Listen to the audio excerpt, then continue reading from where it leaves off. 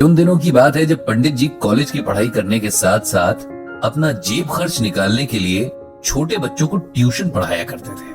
उन्हीं बच्चों में सुनील भी एक था, जो एक बहुत छोटी कक्षा से ही पंडित जी के पास ट्यूशन पढ़ने आने लगा था और हाई स्कूल तक लगातार उनसे ही पढ़ता रहा। पंडित जी को सारे बच्चों में सुनील सबसे ज्यादा प्यारा था, क्योंकि वो बहुत शांत और सौम्य बच्चा था। पढ़ाई के प्रति हमेशा से गंभीर और संवेदनशील भी था।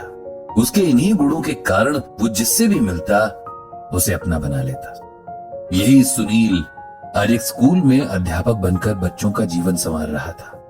पढ़ाई पूरी होने के बाद भी वो पंडित जी के संपर्क में रहा और जीवन के हर छोटे बड़े अवसर पर उसने पंडित जी से सलाह ली और उन्हें शामिल किया। जब उसे पंडित जी के गीता ज्ञान ब्लॉग के बारे में पता चला तो उसने न सिर्फ खुद ये ब्लॉग पढ़ना शुरू किया, बल्कि अपने साथी अध्यापकों को भी इसे पढ़ने के लिए प्रेरित किया। और आज वो पंडित जी के घर आया था, उन्हें आमंत्रण देने के लिए कि वे अपने गीता ज्ञान से उसके स्कूल के बच्चों को भी कुछ सिखाएं, ताकि जीवन की नींव डालने वाले इन सालों में उन्हें कुछ ऐसा सीखने को मिले जिससे उनके सफल जीवन की इमारत तैयार हो सके।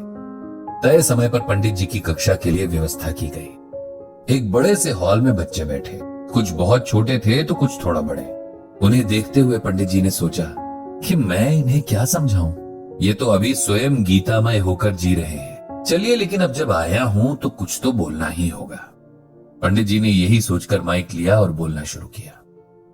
प्यारे बच्चों, मेरा नाम ब्रजभूषण है, लेकिन मेरा एक प्यार का नाम भी है। जैसे आप सबका होगा, कोई रिंकी, कोई पिंकी, कोई चुनमुन तो कोई रुंझुन।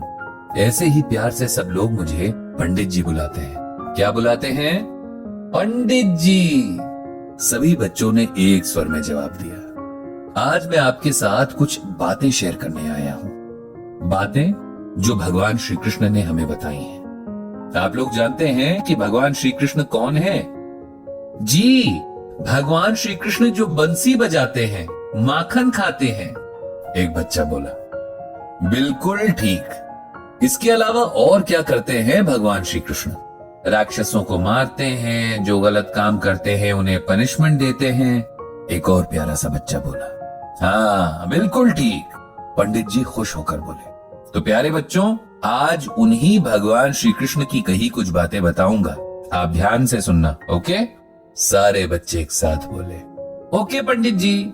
बच्चों, मैं आपको एक श्लोक सुनाऊंगा। जैसे हिंदी में कविता होती है ना, इंग्लिश में जिसे पोम कहते हैं, वैसे ही संस्कृत भाषा में श्लोक होता है। तो मैं आपको एक श्लोक सुनाऊंगा और उसका मतलब भी बतलाऊंगा।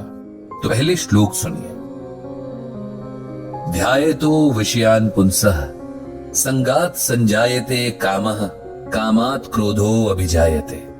इसका मतलब ये है कि वस्तुओं के प्रति अधिक लगाव होना भी व्यक्ति की असफलता का कारण बनता है। इसीलिए व्यक्ति को चाहिए कि वो खुद को हर तरह के लगाव से दूर रखे, क्योंकि वस्तुओं के लगाव से हर पल एक इच्छा जन्म लेती है, जिसकी पूर्ति न होने पर व्यक्ति क्रोध और दुख का भागी बन जाता है, जिसके चलते सफलता के मार्ग में बाधाएं उत्पन्न होने लगती हैं। समझे बच्चों?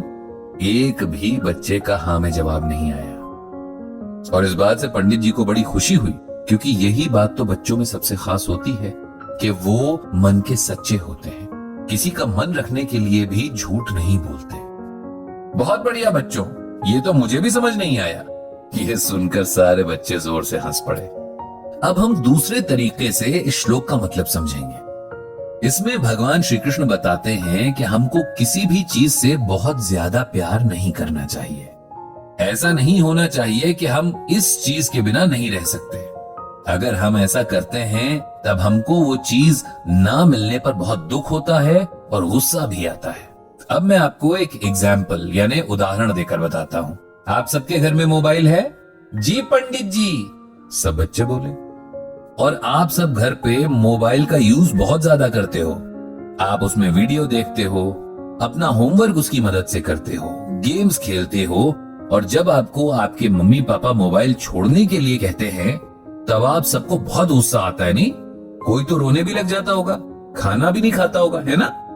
बच्चों की आवाज आई, यस पंडित जी। यही करने के लिए इस श्लोक में भगवान जी मना कर रहे हैं। वो कह रहे हैं कि हमको चीजें यूज तो करनी है, लेकिन उनकी आदत नहीं डालनी है।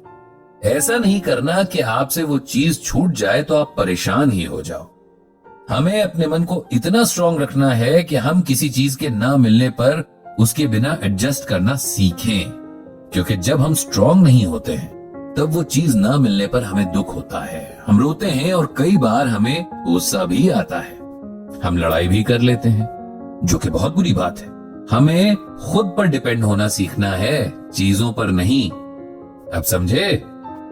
यस पंडित जी, सब बच्चे खुशी से बोले। तो अब हम एक और श्लोक सुनेंगे, इसे भी आप लोग ध्यान से सुनो।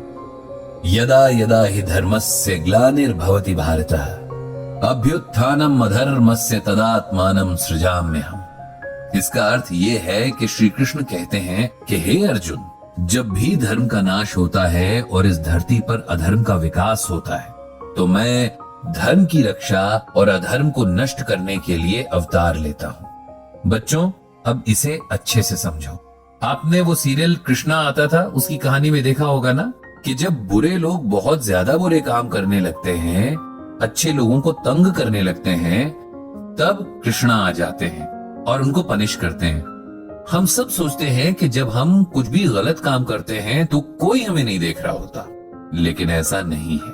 भगवान हमें हर समय देख रहे होते हैं, तब भी जब हमें लगता है कि वहां कोई नहीं है। इसीलिए कभी भी कुछ गलत नहीं करना है, किसी को हर्ट नहीं करना है। बुरे लोग इस बात को नहीं समझते और बुरे काम करते हैं, इसीलिए भगवान को आना पड़ता है। बच्चों, हम सबको कोशिश करनी चाहिए कि हम सब अच्छे अच्छे काम करें।